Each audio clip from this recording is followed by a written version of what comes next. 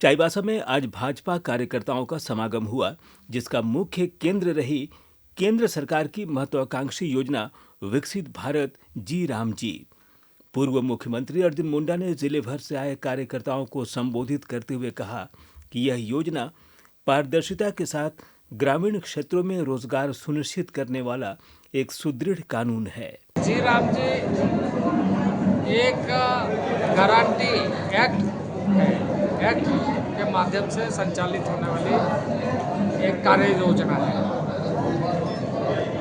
पिछले दिनों में जिस तरीके से इन योजनाओं की दुर्गति हुई है, इसका जो लाभ गांव वाले को मिलना चाहिए, सोशल ऑडिट के माध्यम से देखा जाना चाहिए, उसमें कई स्थानों पर ये देखा गया कि इसका लाभ लोग ले नहीं पा रहे।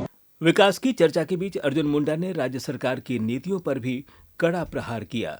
उन्होंने विशेष रूप से अनुसूचित क्षेत्रों में नगर निकाय चुनाव की अधिसूचना पर सवाल उठाए।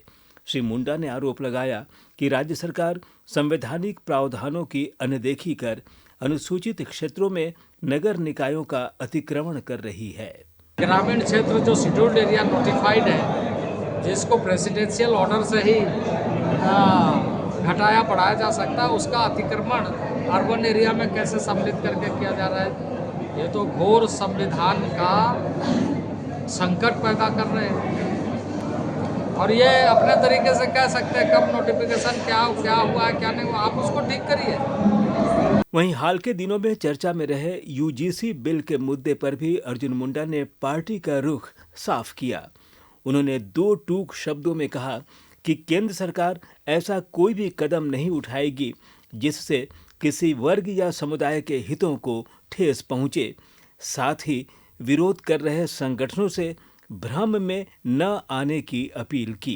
बातें रखने का सबको अधिकार है, इसमें मुझे कुछ कहना नहीं है, लेकिन भारत सरकार ने जिस तरीके से इन सारे मुद्दों पर यह भी कहा है कि हम हर वर्ग के लिए संवेदनशील है और कोई भी ऐसा काम जिसका किसी का अहित हो ऐसा नहीं होगा। तो मैं समझता हूँ कि इसमें कोई ऐसा चीज नहीं है जिससे किसी का अहित हो। इस आयोजन ने न केवल केंद्र की योजनाओं को जन जन तक पहुंचाने का रोड मैप तैयार किया, बल्कि आगामी निकाय चुनाव से पहले राजनीतिक सरगर्मी भी बढ़ा दी है। अनुसूचित क्षेत्रों में चुनाव के विरोध के स्वर अब और तेज होने की संभावना है। डीडी न्यूज के लिए चाईबासा से दिलीप बनर्जी की रिपोर्ट।